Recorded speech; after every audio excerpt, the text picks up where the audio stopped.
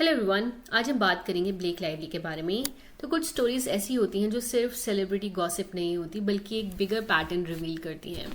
और आज हम बात करेंगे ब्लेक लाइवली के रीसेंट क्लेम्स के बारे में, जहां उन्होंने डिजिटल वायलेंस का इशू उठाया। लेकिन प्रॉब्लम ये है कि इंटरनेट का एक बड़ा सेक्शन कह रहा है, wait, what about what you did.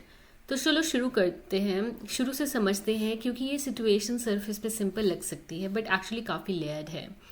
Recently black ने एक स्टेटमेंट दिया जहां उन्होंने बोला कि उनको ऑनलाइन डिजिटल वायलेंस फेस करना पड़ा और उन्होंने इसको एक सीरियस इशू बताया, something that causes real emotional और इवन फिजिकल पेन।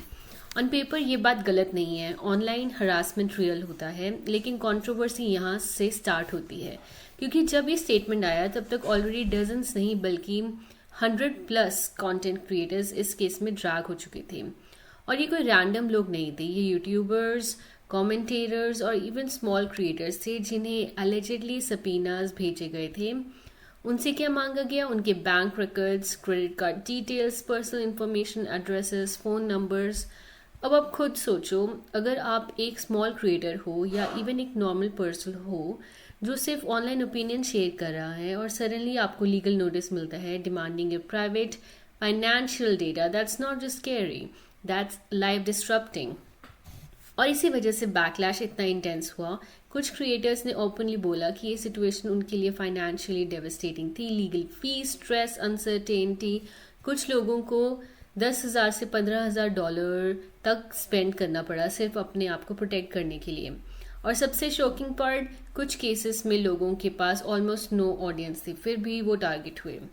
अब एक मेजर आर्ग्यूमेंट ये दिया जा रहा है कि ये सब इसलिए हुआ क्योंकि ब्लेक को लग रहा था कि उनके अगेंस्ट एक कोऑर्डिनेटेड स्मीयर कैंपेन चल रहा है। मतलब उन्हें लगा कि कंटेंट क्रिएटर्स को पैसे दिए जा रहे हैं उनके खिलाफ बोलने के लिए। लेकिन जो क्रिएटर्स सामने आए उन्होंने ये क्लेम स्ट्रांगली डिनाई किया। उनका कहना है कि वो सिर्फ पब्लिकली अवेलेबल इंफॉर्मेशन और अपनी एनालिसिस शेयर कर रहे थे, कोई पेड एजेंडा नहीं था। और जब उन्होंने वॉलंटरली अपने फाइनेंशियल्स ऑडिट करवाने के ऑफर दिए, कुछ लोगों के अकॉर्डिंग उसमें भी इंटरेस्ट नहीं दिखाया गया। तो फिर सवाल ये उठता है, अगर गोल सच में ट्रूथ फाइंड करना था तो ट्रांसपेरेंसी एक्सेप्ट क्यों नहीं की गई? और अब एक और एंगल समझना ज़रूरी है।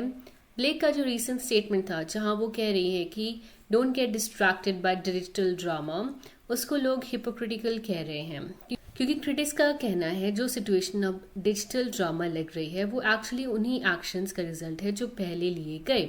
यानी एक तरफ आप बोल रहे हो कि ऑनलाइन टॉक्सिसिटी हार्मफुल है और दूसरी तरफ आप एलिजिडली इंडिविजुअल्स को लीगली टारगेट कर रहे हो जो आपके बारे में बात कर रहे हैं। कॉन्ट्रास्ट ही कंट्रोवर्सी का कोर बन गया है। कुछ क्रिएटर्स ने ये भी पॉइंट आउट किया कि जब आप एक पावरफुल सेलिब्रिटी होते हो with resources, legal teams, influence और आप डायरेक्टली इंडिविजुअल्स के अगेंस्ट एक्शन लेते हो तो पावर इम्बैलेंस ऑटोमेटिकली क्रिएट हो जाता है और सिचुएशन में even legal process itself intimidating feel हो सकता है। अब ये भी क्लियर करना इम्पॉर्टेंट है, कोर्ट ने इस केस की कुछ मेजर क्लेम डिसमिस कर दिए हैं लेकिन कुछ पार्ट्स अभी भी ट्रायल तक जा रहे हैं। मतलब स्टोरी अभी ख़त्म नहीं हुई है और शायद इसी वजह से डिस्कशंस और भी इंटेंस हो रहे हैं। इंटरनेट पे अब दो क्लियर साइड्स बन चुकी हैं, एक साइड जो कह रही है कि ब्लेक जेन्युइनली हरासमेंट का विक्टिम है और दूसरी साइड जो कह रही है कि उन्होंने अपनी पावर का मिसयूज़ किया टू साइलेंस क्रिटिसिज्म। ट्रूथ क्या है अभी तक फुली क्लियर नहीं हुआ है, लेकिन जो चीज़ अनडिनाइबल है वो ये है कि ये केस इम्पॉर्टेंट कन्वर्जेशन रेस करता है। Where do we draw the line between accountability and intimidation? क्या पब्लिक फिगर्स को राइट है अपनी रेपुटेशन प्रोटेक्ट करने का? बिल्कुल, लेकिन क्या उस प्रोसेस में इंडिविजुअल वॉइसेस को सप्रेस करना एक्सेप्टेबल है? That's where things get complicated. और शायद इसलिए ये स्टोरी इतना वायरल हो रही है क्योंकि ये सिर्फ एक सेलिब्रिटी कंट्रोवर्सी नहीं है, ये एक डिजिटल एरा का इशू है जहाँ एक तरफ फ्रीडम ऑफ स्पीच है और दूसरी तरफ लीगल पावर। और जब ये दोनों कोलाइड करते हैं तो सिचुएशन मेसी हो जाती है। अब आगे क्या होगा? केस ट्रायल तक जाएगा और वहाँ और डिटेल्स सामने आएंगी, लेकिन तब तक नैरेटिव इंटरनेट पे ही शेप हो रहा है। तो अब मैं आपसे पूछती हूँ, आपको क्या लगता है, क्या ये जेन्युइनली डिजिटल हरासमेंट का केस है या फिर ये सिचुएशन उल्टा टर्न ले चुकी है? कमेंट्स में ज़रूर बताइएगा। Please like and subscribe, it helps the channel.